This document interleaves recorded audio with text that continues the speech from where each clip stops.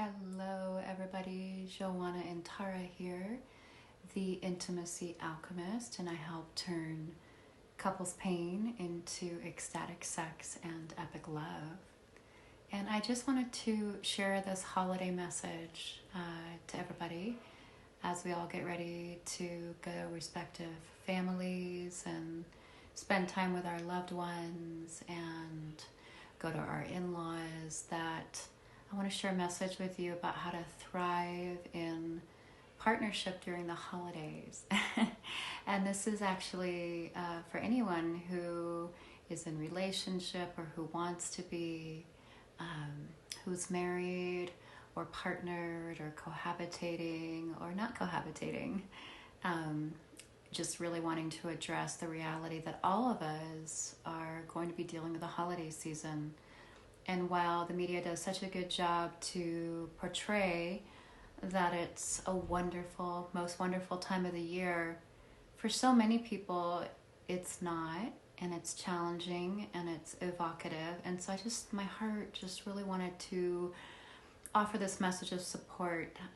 It's just a few things that I think are really helpful to remember during this time of year, so that you don't just have to survive and get through it, but also so that you can really thrive as well.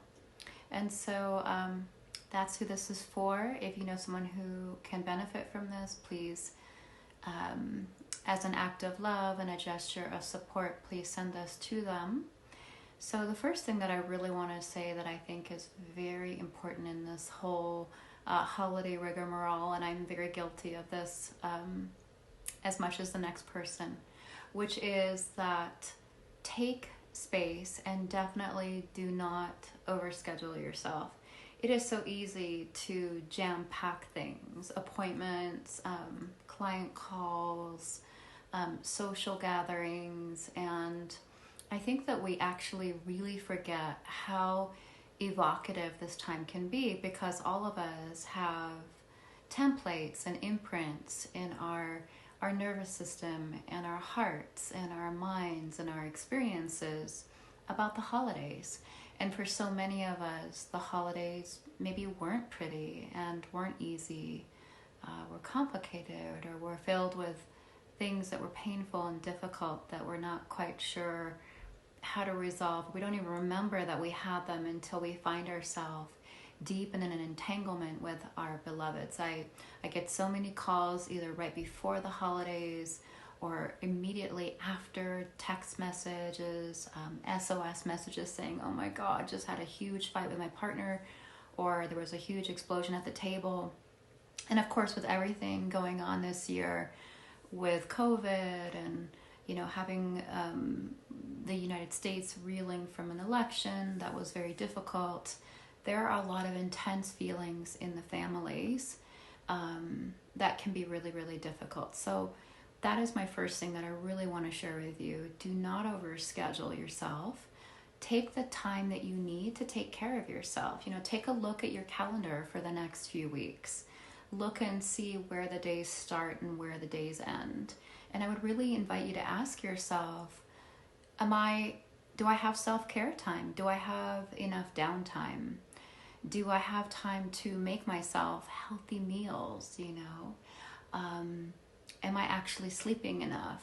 And also taking care of your finances. For a lot of people get into debt this time of year, not just financially, but with their energy levels, and then they get sick or there's a breakdown after the holidays.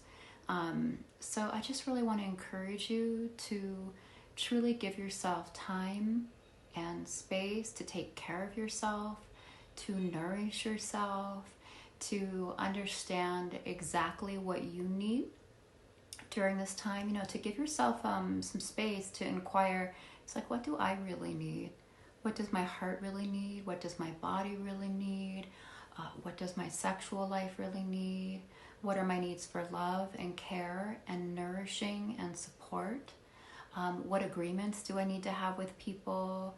Are there any boundaries that I need to set either with myself like including, you know, how we nourish or what kind of foods we put in our bodies. Many of us are at parties where there's lots of alcohol freely available, or foods that are maybe like not in our general eating plan, and then we can feel really yucky or crappy afterwards.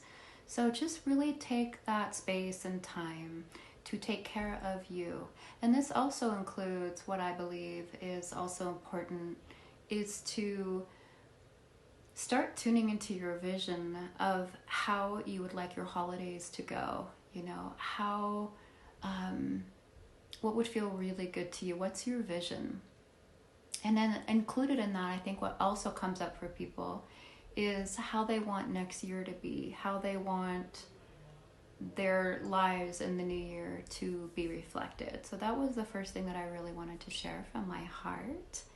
And the second thing that feels really important, and I'm going to keep my hand on my heart because I think this is such a prevalent and important consideration that is so often overlooked. So I'm going to really name that.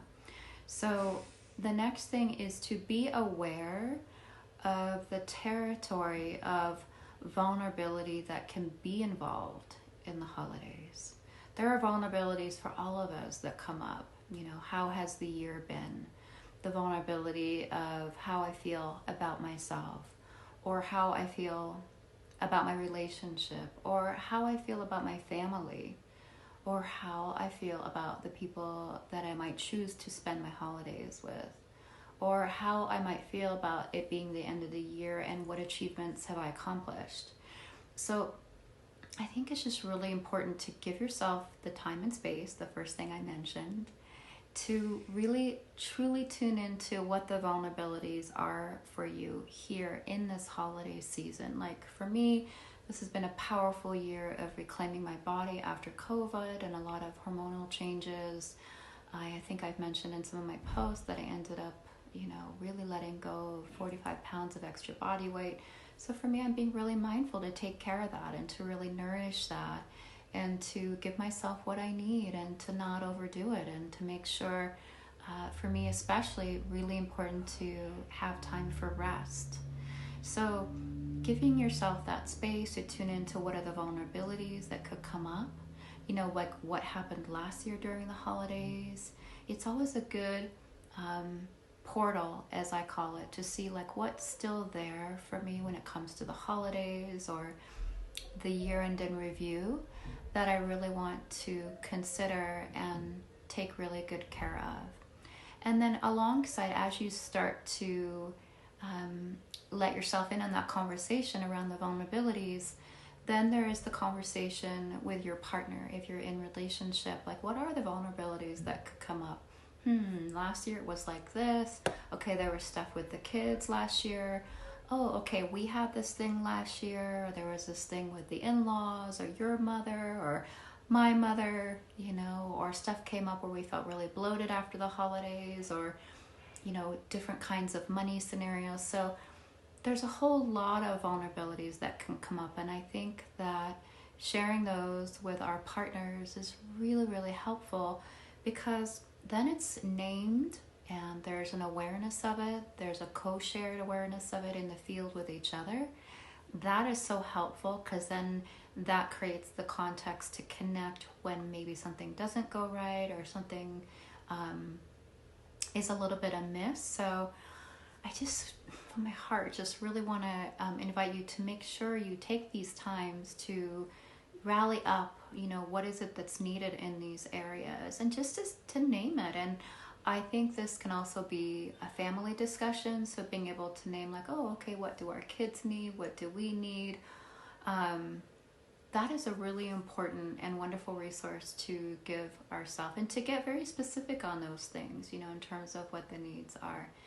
And then the last thing that I'll mention is that when you start to tune into what those needs are, to get very clear on the support that would be needed. You know, I schedule extra sessions with the people that support me. I make sure that I get extra sleep. I also take a look at what nourishments are at home, what's there to take care of my body. Do I have enough time set aside to exercise? Am I getting enough sleep? Like, sleep is really important, as Ariana Huffington always talks about. So just being very, very conscious and intentional that the supports are all lined up. Maybe it's that you need some time alone, or maybe, you want to make sure to schedule an extra date night with your beloved, to really make time. So heart is really called to invite you to honor yourselves and to honor your family relationships, to honor your vulnerabilities, and to honor your space, like just to really drop in and take the time to honor all of that. And if you would like some extra support on that, I would love to invite you to our upcoming masterclass. It's called Dignified, the Royally Resource Partnership.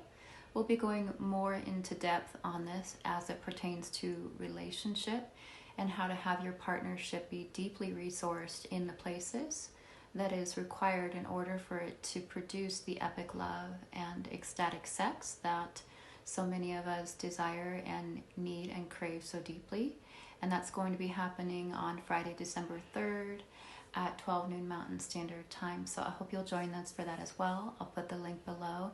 But in the meantime, I just want to offer my thanks to all of you who have been part of this online journey and part of the communities that we are all a part of together, and to those people who are personally part of the Intimacy Alchemy Vortex and the Sex, Love, and Relationship group. I want to wish you a beautiful and everyone happy and safe and heartfelt, and I guess I just want to say, like, deeply nourishing Thanksgiving holiday, even though I wish it was called something else, and I'm thinking about what that might be. But may it be a time of rest and goodness, and of course, lots and lots of love. So happy Thanksgiving, and I look forward to connecting with you all very soon.